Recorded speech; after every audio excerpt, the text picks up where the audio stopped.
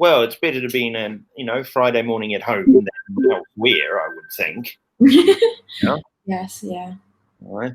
I had a meet session with my year 13s the other day, and it was after break. Hello, good to see you. And they hadn't had breakfast yet. They were all eating breakfast at the time we were having our lesson. I'm like going, well, that's not something you can do at school. Yeah. Right. Okay, ladies and gentlemen, we shall press on because that is indeed how you get the TV to work. So I'm going to jump into here, and you will have noticed the Nearpod code. Hopefully it has arrived in the classroom. It should look something like this, 84GB5, hopefully. So if you could link into that, and hopefully then you will all arrive in the Nearpod. All right, so you should be up to here because we're supplying at the moment. That's what we're doing. We're discussing the concept of supply. We've dealt with demand and a market, what a market is. We've looked at demand, the law of demand, individual demand, market demand, shifts of a demand curve. We've discussed things like the determinants of demand, all of these concepts. And now it's time to think about supply, because supply is the other half of our market model. Supply is the producer side. So here we've got to think about what businesses do and their motivations for doing it. So quite clearly, if it's a business, we're talking about the factors of production that they're using. So they're using the land, labor, capital, and enterprise. And they are thinking about revenues they're able to earn and potential profits that they could get from the sale of their products. So that's what we're thinking about with regards to supply. I've got 8 of you in at the moment. 9, so we're getting up there. That's good. All right, if I move to the next slide. All right, so we introduced this the other day. Just as we had a law of demand, we also are going to have a law of supply, and it's going to act the same way. But if you read it, it quite clearly is the opposite to demand. All right, so an increase in the price of a good is in this case going to lead to an increase in the quantity supplied of a good or a service, holding all other factors constant.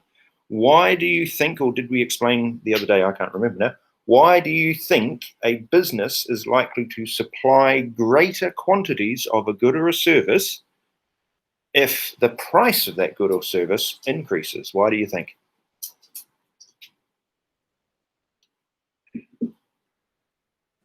Like because they can have more profit? Yes. It's more expensive?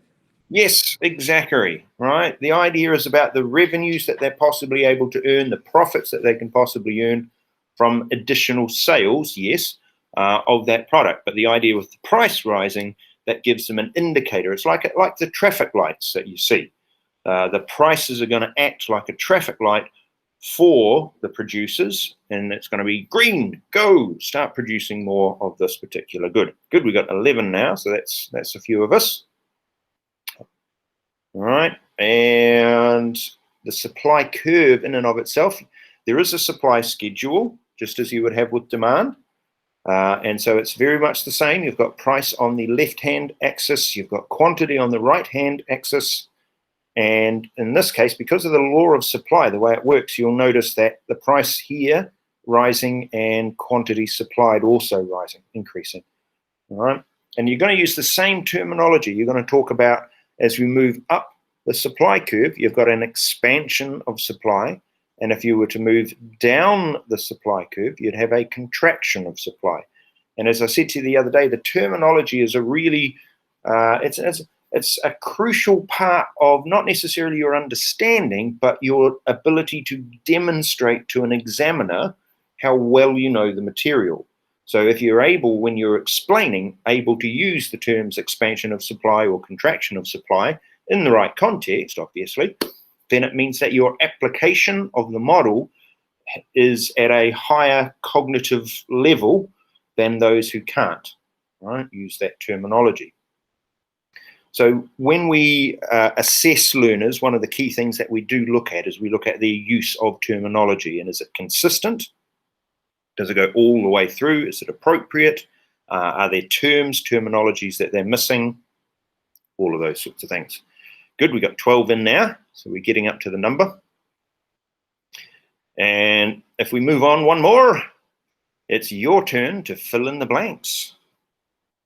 Are you seeing this as well?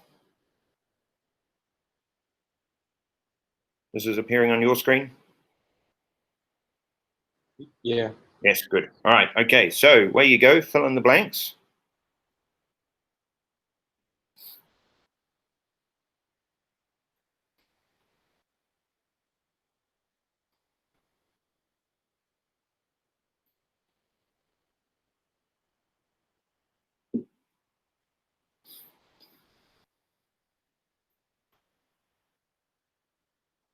Oh, goodness me, that was quick. Well done.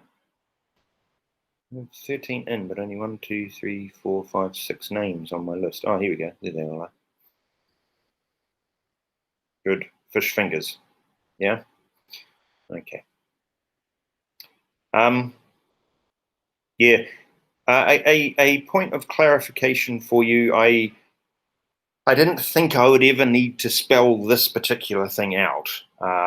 But yeah, it turns out I had to, not with your class, this class, but with a different class, a year 11 class of all classes. In Nearpod, these activities that we do, the fill in the blank activities, they're activities. Okay, they're not assessments. These aren't assessments. Yeah, because I got asked why, if they were getting 6 out of 6, was that not appearing in their results as an assessment result? Because it's not. It's an activity, and we're just wanting to see how you do, all right? How much you can understand and how much you are taking on board. All right, so what you will have come up with there, I don't know, Fatima, if you are still going. What you will have come up with regards to that fill in the blanks is that an increase in the price of a good will lead to an increase in the quantity supplied of a good or a service, and vice versa, holding all other factors constant, otherwise known as ceteris paribus. All right, moving on. Now, here we go. Questions for you. Now, what I'm going to do very, very soon is I'm going to step away, and I would like you to have a think about this. What is the difference, and you can discuss this, the difference between individual supply, therefore, based on your understanding of the market model so far, and market supply. How would we then calculate market supply? You might remember we calculated market demand the other day. And how would you describe the slope of the supply curve? All right, so you have a quick discussion on that. I'm going to turn off my mic so that I'm not distracting you. Stop sharing. Scary. Stop sharing. Mic goes off.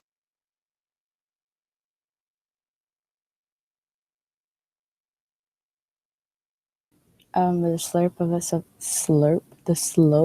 a supply curve is an upward slope. Jesus Christ.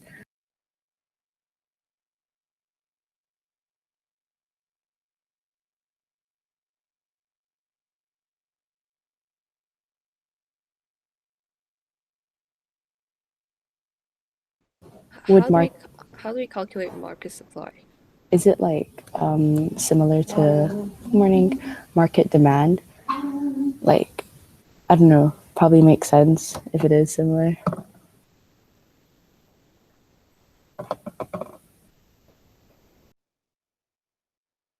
Isn't individual supply the supply of an individual producer, and then market supply is the supply of all producers in the industry? That makes sense. Yes, Arena. Yay!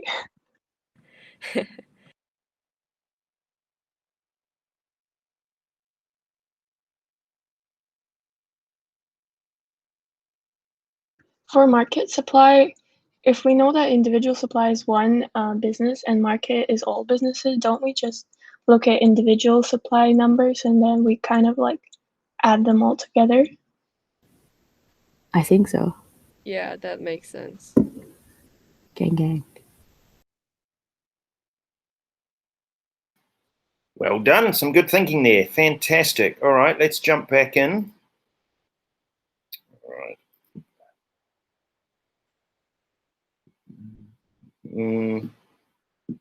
Where'd my mouse go? Here it is. All right. Okay. So what was the difference between individual supply and market supply? You are absolutely right. Individual supply is exactly as writ. It is the supply from an individual producer or an individual firm, an individual business, whereas market supply is going to be the entire market's supply of that particular product. So all of the producers, all of the businesses, firms is another way to describe it, all of the firms who supplied that particular product within the marketplace. How would you calculate the market supply? You were absolutely bang on the money. You're going to add them up. Now, if you remember, we did this with the demand the other day. We had the little table, and we had the quantities demanded at each price for each individual consumer. So if you imagine the same thing, but for producers, and then what you're going to do is add horizontally, same idea, all of the individual quantities supplied at each and every price. All right, and that again is the same idea. It's the horizontal summation, which is the terminology that we would use about the calculation of market supply, the horizontal summation of the individual quantities supplied at each and every price. And then the next one, how would you describe the slope of the supply curve? Yes, you could call it upwards sloping. That would be a good way to describe it, upwards sloping. You could also describe it as a positive slope, That's another way to describe it as well. All right, fantastic. Now, ladies and gentlemen, we're going to move on because the next thing is this idea about shocks. Okay. Now, in IB, one of the things that we have to discuss is the idea that your supply might be interrupted, all right, rapidly, okay, very suddenly. So we'd talk about a supply shock. And yes, we have lots of them because of things like the weather situations that happen. We have issues with regards to workers and unionization, environmental issues. There can be all sorts of what are called supply shocks. So say, for example, at the moment around the world, obviously, we've got the situation that we have, and we find that there are some suppliers who have had difficulty supplying their products because they haven't had access to the raw materials in order to produce it. So that you would consider that to be a supply shock as well. Shocking. All right, supply shock. Okay. What do you think an improvement in technology might have on supply and the supply curve? There you go. Have a guess. See what you can come up with.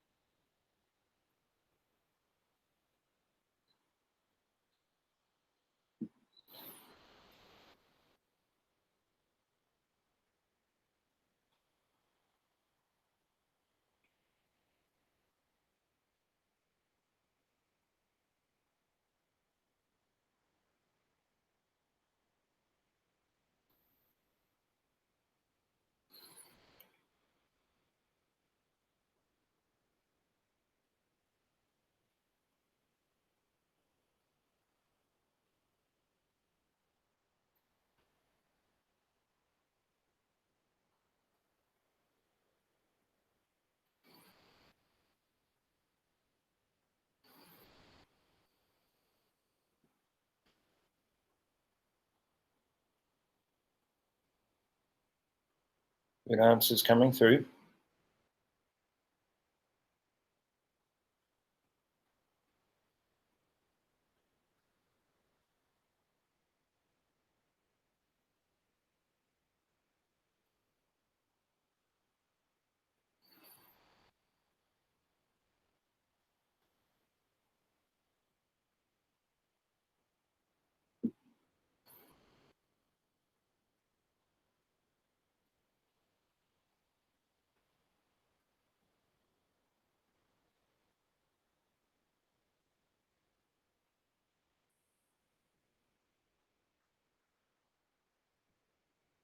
Good answers. Very good.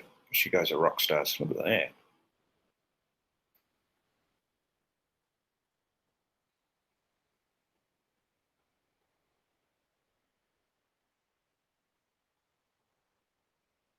Good work. All right. Okay, so we got 94 in. And there was one I was wanting to find. Where did it go? Oh, have a look at this one.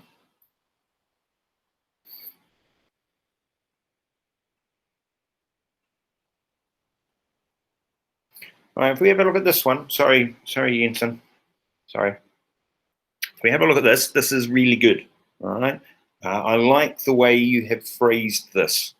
The writing in this, the explanation of this, I actually really quite like. It is missing something, but I'll get to that in a minute. If the technology helps with the good or service being produced, then it will allow producers to supply goods faster and more efficiently. Thus, the supply curve will shift to the right. That's a really good way of explaining it. It is missing something, and what I'm going to do ever so quickly is show you this one. All right, and it's this idea here about the costs of production. All right, so Wenhao did really well as well.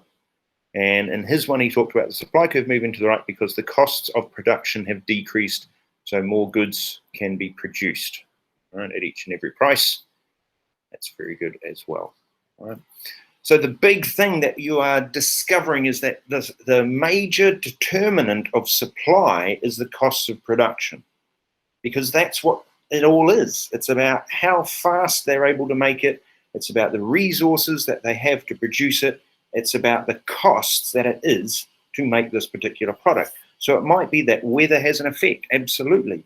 But it could be that technology, right, has an impact. And as we've seen, technology might improve, allowing the cost of production to fall. And then you're more able, remember, willing and able, more able to produce more goods, right, at each and every price. Okay, so that would be a fantastic one. You know, it could be the time, right, as well. That could be another determinant of supply. That's a little bit more complicated, but it's the idea that there you are, you're in the shop, and you're wanting to buy the T-shirt, and you're trying to. And I have this situation quite a bit. Hold on, I'm just going to stop sharing just for a bit so I can then see you all. All right. So you're wanting to buy, you know, the T-shirt, yeah, and you go into the shop, and I have this situation quite a bit. Okay, you go into the shop and they don't have a T-shirt to fit. Okay, sorry, we don't have one. So your first question then, therefore, is, do you have any others out the back? All right, because you're asking them, do they have extra stock somewhere in their, you know, warehouse bit of their shop? Okay, which isn't necessarily on, you know, on the shop floor. And what you're doing there is you're giving them some time in order to try and find extra supply for you, okay? And if you give them more time, right, so, oh, will you have any next week? Oh, yes, well, we might have some next week.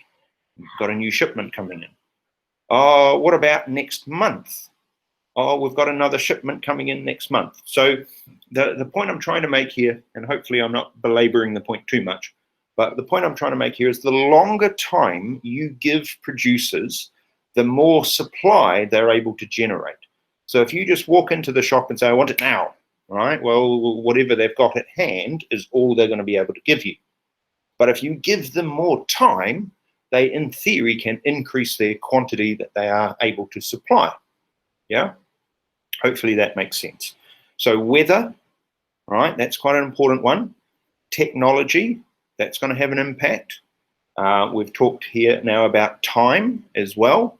And there's another one that's a little bit more confusing too. This particular determinant is about the, excuse me, the price of something called a, how do we phrase this? A related good, okay? So because businesses, if you take Apple, right, as an example, Apple doesn't produce just Macs, okay? They also produce the watches, the phones, the iPads, yeah? And what Apple does, and they've done this over the course of their life as a company, is that they're trying to maximize their profits. So if the prices of one aspect of their product line, say the AirPods, for example, right? If the price of their AirPods starts going up, okay, then they know that they're going to be able to earn more revenue from the sale of their AirPods. So they're going to move resources into the production of AirPods, right? They might actually move them away from something else, right? So you might remember that they have the big Macs that sit on top of the desk, okay? Well, you don't see as many of them around anymore. There isn't a lot of demand for them. Right. There's still some, obviously, in design places and the like, and we have one here. My wife, that's all her graphic and art sorts of things. So you don't see as many of them around. So there isn't as much demand. The price perhaps isn't as, relative high for them, increasing. So they're going to move a lot of their resources away from perhaps those and into other things that are more productive. The thing that makes them an awful lot of money is this wee device here. And that makes a huge amount of money. So they divert a whole lot of resources, because they're scarce, into the manufacturing of those phones and the AirPods and the watches and the iPads, because they are earning a whole lot of money for them. They're not earning a lot from their Macs, so they aren't going to be as invested in them and produce as many of them. Right? So that idea is about the price of related goods and services that you produce in your business with the same basic resources. And because of the varying prices in the market, you're going to choose to divert your resources, changing the quantities supplied dependent on which one is going to earn you more revenue, which makes a whole lot of common sense. All right, let's jump back in.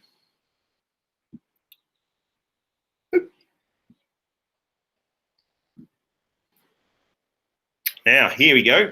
You have a sheet of paper with you and a pen, I'm hoping, because I asked for you to have one. What I would like you to do is to have a go at this. Now, I've just said in a table. You don't have to draw graphs at this point. Just have a little write, okay? And it says this. You're wanting to look at the impact on supply of the following. So the first one is airlines. So if airlines expect there to be more rules about air travel safety, right, what do you think will happen with regards to air travel, the supply of air travel? Okay. The next one says teacher robots developed for high school economics classes. Yeah, I know you're looking at me going, yeah, you're a robot. All right. Come back from the future looking for Sarah Connor. Yeah, that was my bad Arnold impression. So what happens to the supply of economics teachers if there are teacher robots developed? Okay. And the next one, subsidies. I'm just going back to that teacher robot one. Does anybody remember, there's an old-fashioned technology, I probably shouldn't tell you this. There's an old-fashioned technology and it was called valves.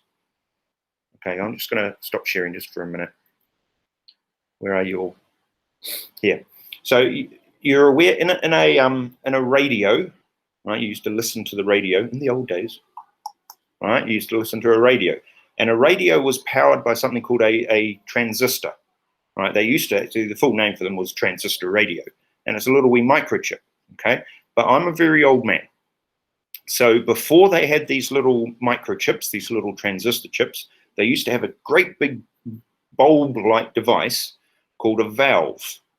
And there would be several of them. That's why those old radios were huge. They were very big, right? Take up your whole desk, right? And TVs as well. They had very big cathode rays and all of those sorts of things in them.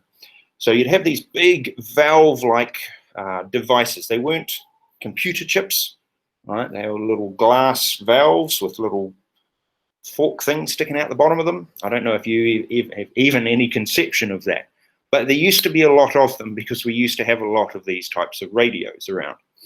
And what I used to do, because when I was little, I used to like, and I don't know about you, I used to like pulling technology apart to see how it works.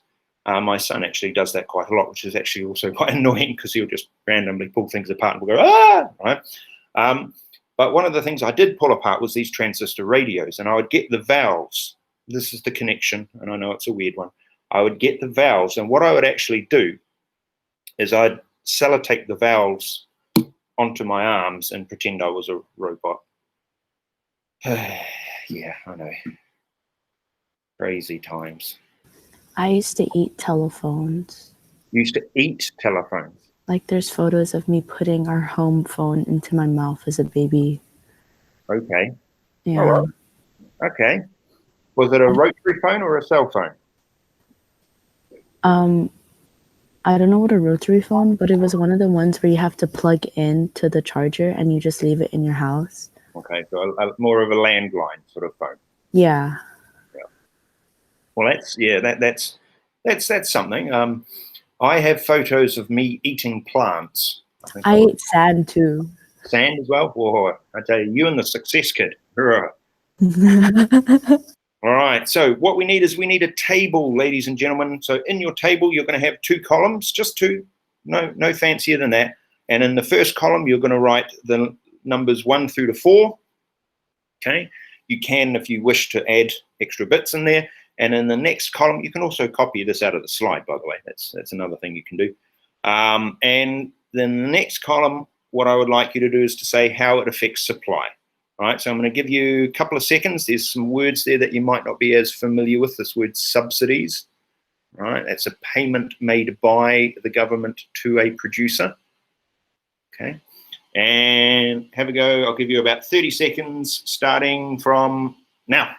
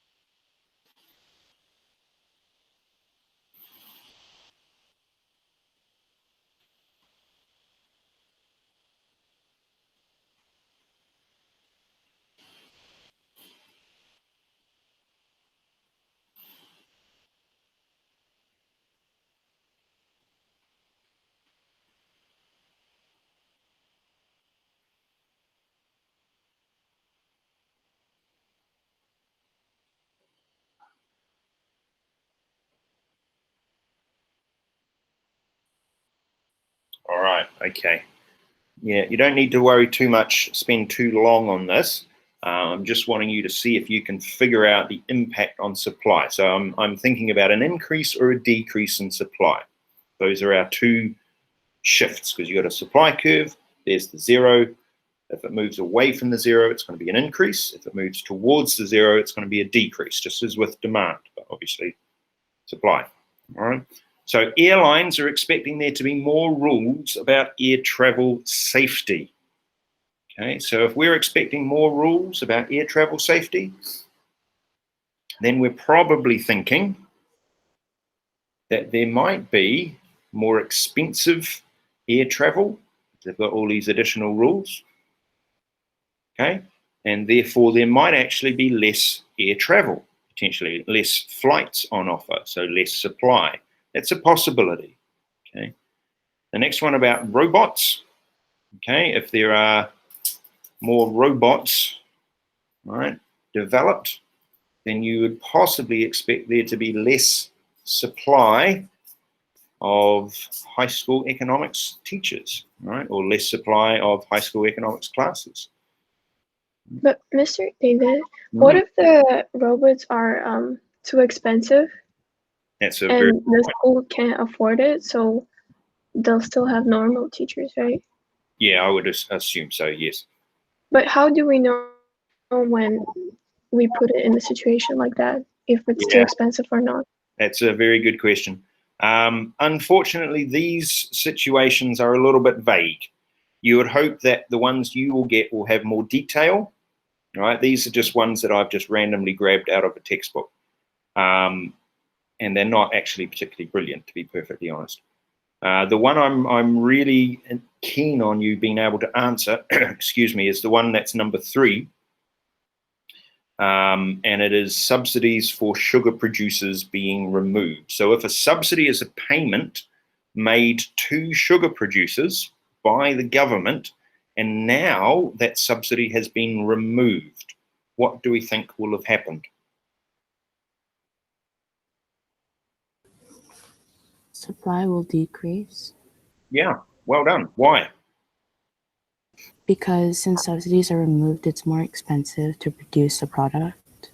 Exactly. Well done. That's fantastic. You guys are rock stars. You really are. There are always quite a lot of subsidies, and as the more we go through economics, you are going to find subsidies everywhere. Okay, governments around the world seem to just push money into businesses like nobody's business, right? So there are all sorts of subsidies, particularly around agricultural or horticultural products that are more, yeah, in the environment, right, line, right, more raw material production sorts of products. You'd find a lot of subsidies potentially for those. And sugar producers, yes, absolutely. Right. And if you go to America, you'll find an awful lot of subsidies. America subsidizes some of its farmers, excuse me, so much that they're actually effectively being paid more than the entire crop in and of itself. So what they're doing is that they are, in some cases, and it's a little bit complicated, and we're going to come back to it, but they're actually almost paying them not to produce. Okay. So then the farmer is able to take the 100% subsidy and as an income, and then produce something else on the side, right? And the reason why the government does that in the case of the United States is because they're wanting to keep the prices of that particular product quite high, right? So what they do is they basically subsidizing the producers to not produce the product, which is kind of a weird, what we would call a perverse outcome, right, in the market. You've got peace talks between 2 warring countries, and that those peace talks were successful, and then it's the impact on cotton growers, so the people who grow the cotton. Well, again, you would expect that if there is peace breaking out, then you should see an increase in supply of cotton in the 2 countries, because there's not the fight between them, so that you would hope that the resources aren't being damaged and all of those sorts of things. Yeah, they're not brilliant questions, but that's okay, because the next step, now I'm just going to show you this because I showed you this with demand. Again, you don't need this. But if you are mathematically inclined, this might be quite interesting to you. Again, it's the same idea where with demand, you had a linear demand function. You've also got a linear function for supply, and well, this is it here. So there's your quantity supplied. This is what's called an autonomous level, right? This is the quantity supplied at a price of 0. It's the intercept, right, on the axis. And this one here is the amount by which the quantity changes in relation to the price, okay? So that's going to have an impact on, well, effectively an impact on the slope, okay? So this is your linear equation for supply. And what we are going to find out is that your market, because it's got the two blades of the scissors, is that we're actually going to link the idea of demand and supply. So under the old syllabus, what you had to do was to take your supply equation and your demand equation and actually match them up, and then solve them, right, for the quantities, solve them for the equilibrium, right? Which we'll get to, but we won't, the idea of equilibrium we will get to, but you don't need to do that. But if you are interested in this, as said, there are lots of resources on it, and if you are mathematically minded, feel free to have a look through and see what that all means. All right, now, this is what I wanted you specifically to bring your pen and paper for. Now, here, I would like you to draw a diagram this time, okay? And it is going to be a supply curve. And what I'd like you to do is to illustrate the supply curve for rice decreasing.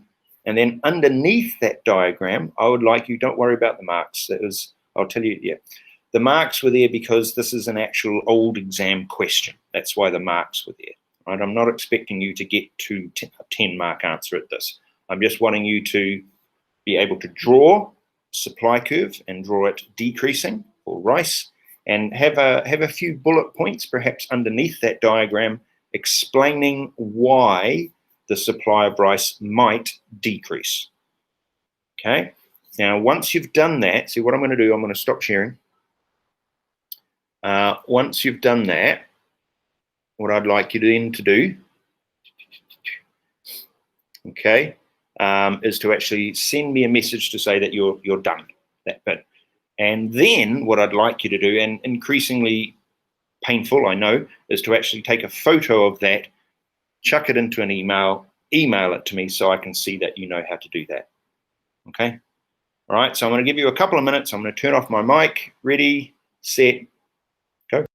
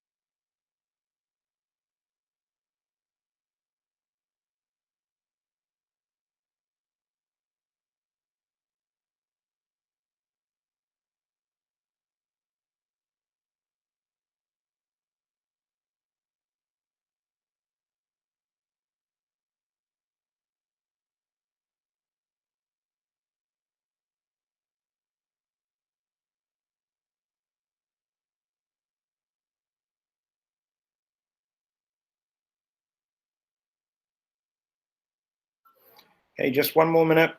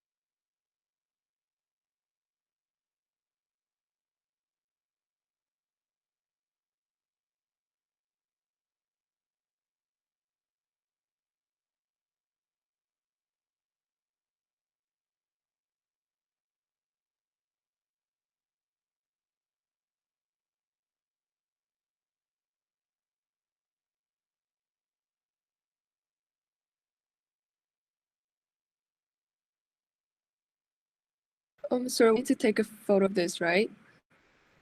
Yeah, that's the idea. Take a photo, add it to an email, and yeah, email that. Okay. That would be great. Yeah. All right. Okay. So we're going to do the sharing thing. Here we go. No, not that one. This one. All right. Jumping back in now.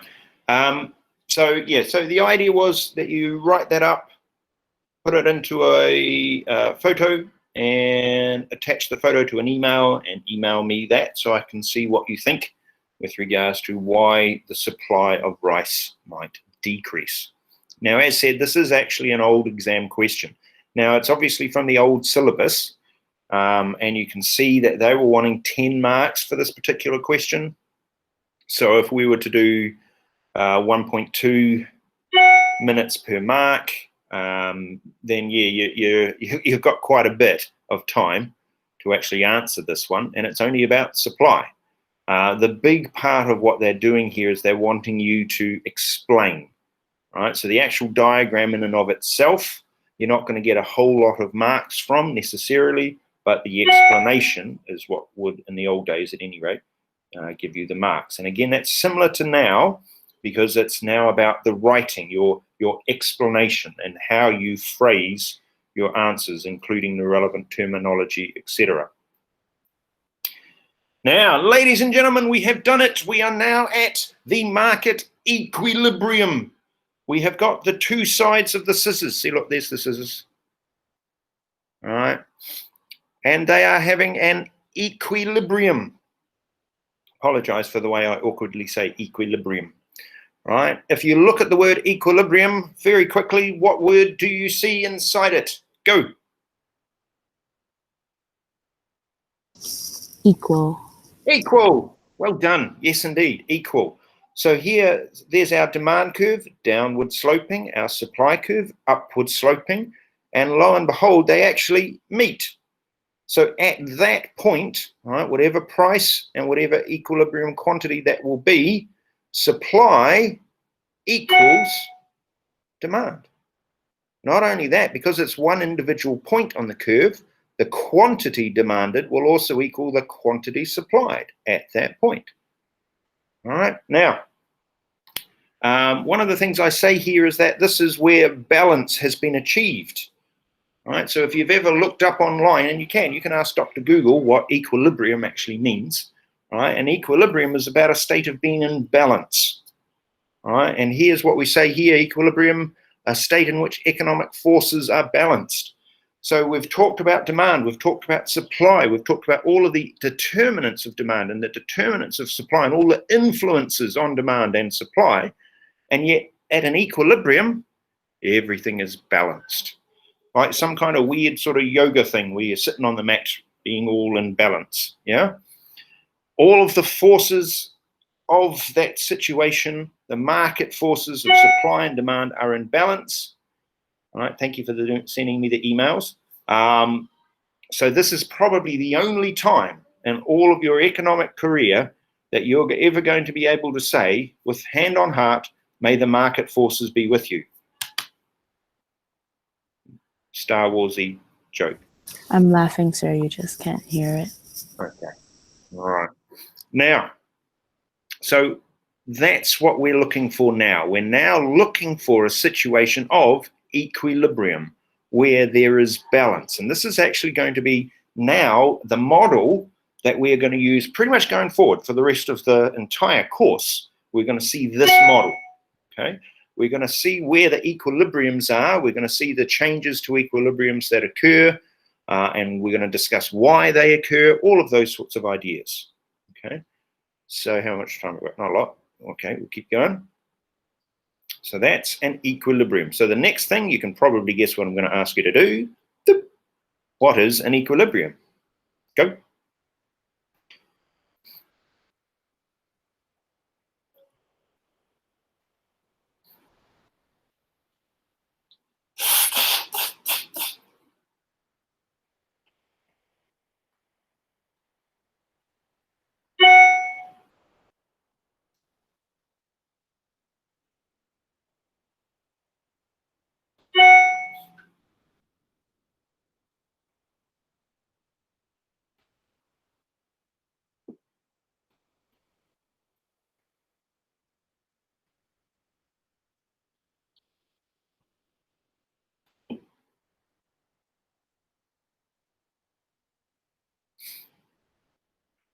Okay, good. Good work, Kendrick.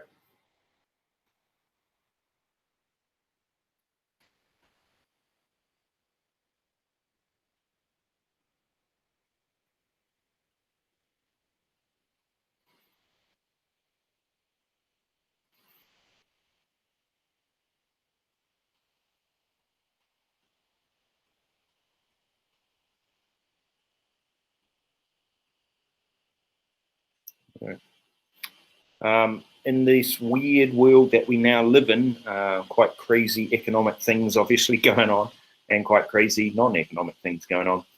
You'll be following, of course, that the US presidential election is nearing its end.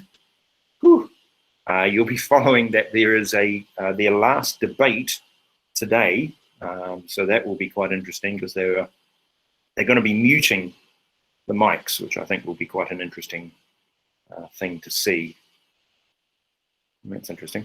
They're going to be muting the mics on the presidential debate. And the other one that has just come through just off of Twitter just now is that in the US, one of the major mortgage retail banks, so Freddie, I think it's Freddie Mac or Freddie Mae, can't remember which one, has just released what their interest rates are for a new mortgage, right, to buy a house, a new loan to buy a house. And it's at absolutely ridiculously low levels, okay? The level, as reported, was 2.33%, an interest rate of 2.3% to get a mortgage for a house. That's crazy. That's just amazing. That's so low. I've never seen interest rates for mortgages being that low, ever. That's obviously in the States. So if you're wanting to buy a house in America at the moment, I don't know quite why you would, but probably a good time to get a mortgage. 2.33%, my word. The lowest I ever saw mortgage rates in New Zealand get to was 4%. That was the lowest I ever saw, and that was considered incredibly low. All right, so yeah, we've got no answer from Fish Fingers. It's almost like the answer to the question, what did you have for breakfast? Fish Fingers. All right, so there we go.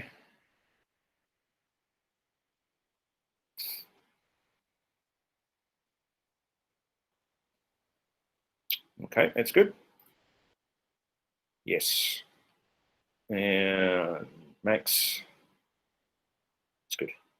All right.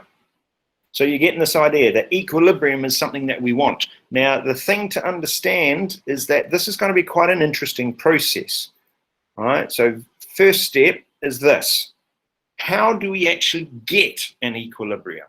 Well, interestingly enough, we kind of start from the opposite. If you consider what would happen, okay, if the market wasn't at an equilibrium, then what we call it is it's being at a what's called a disequilibrium, which does kind of sound like a a bit of a Jamaican equilibrium there. Disequilibrium, that equilibrium. No. Right? A disequilibrium means we're not at an equilibrium.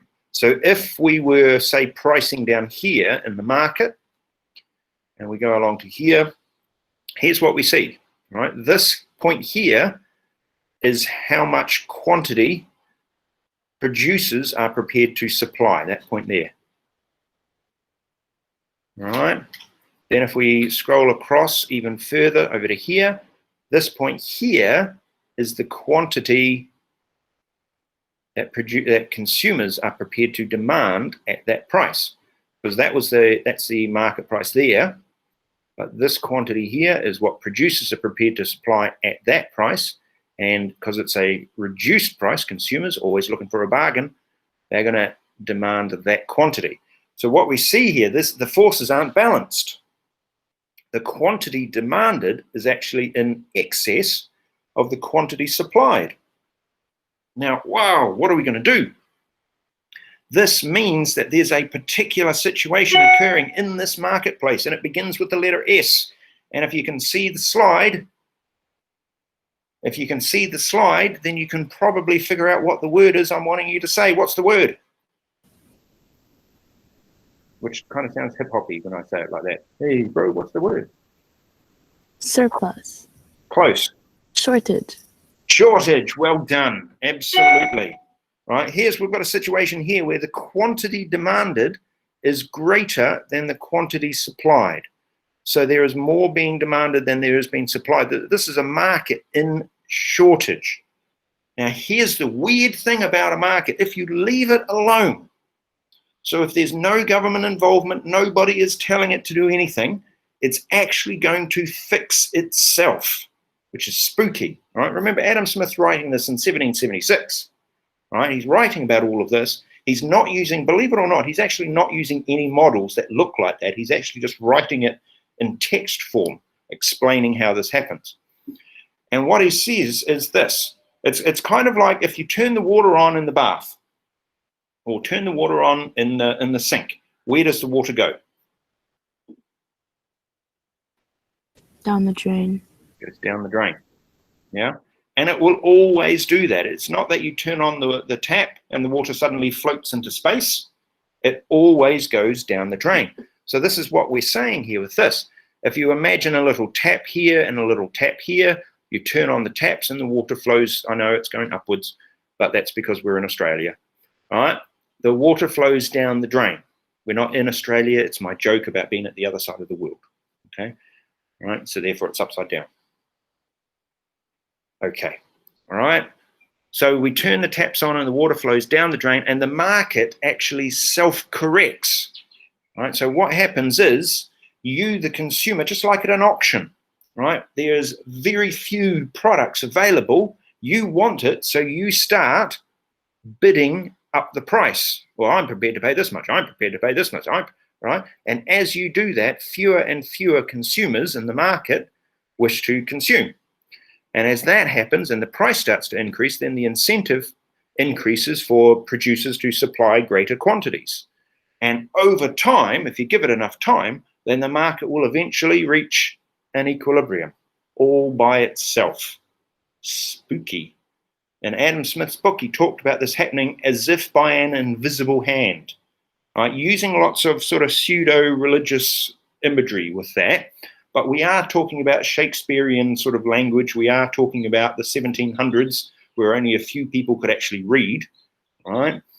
And you're talking about a time period where this understanding of the world is much, much different, okay? where they actually do think that, you know, God's intervening directly. And I know you're looking at the world now and going, my word, what did we do? But this is what they were thinking, all right? So in this particular context, the market is self-correcting, and it's going to make its way all the way back to an equilibrium. So it's going to go from a disequilibrium to an equilibrium with no intervention. All right? But wait, he says, there's more, because what would happen if the price was higher? In that situation, if we check this one out, have a look. There's the price. So you go along here. Now, consumers don't like this because it's a very high price, so they're only prepared to accept this quantity here. And then if we scroll along here, we get to the supply curve, drop a line down. Producers actually quite like that price because there's an incentive for them to supply greater quantities, right? Thinking that they're going to get more revenues. But what we see is then, and there's greater quantities being supplied than there is quantities being demanded. There is in fact an excess of supply at that price, more supplies there. So this is another word beginning with the letter S that we then chuck in as terminology to explain this. And interestingly enough, it was mentioned just a few short minutes ago. What is the word S to explain this?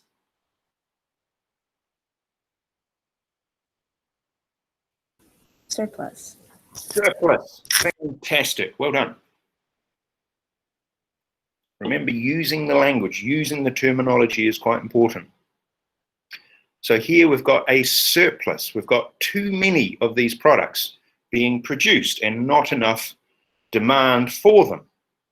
So what ends up happening is that these products, they end up sitting in the warehouse and they build up and up and up and up. And if you're familiar with the word stocks, or if you're familiar with the word inventory, that's when they count how many products they have, right? So you do a stock take, or you take an inventory.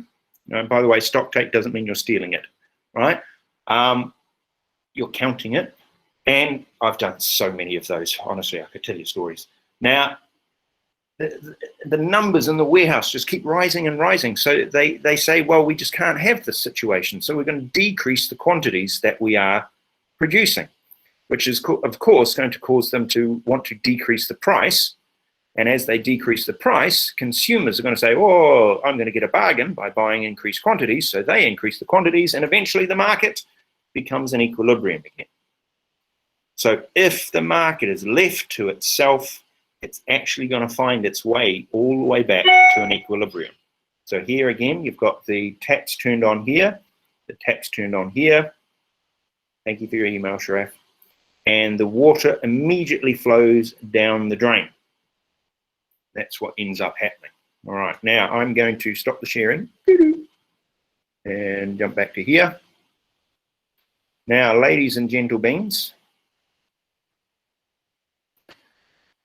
All right, is that going to work for me? Right, so that's your market model.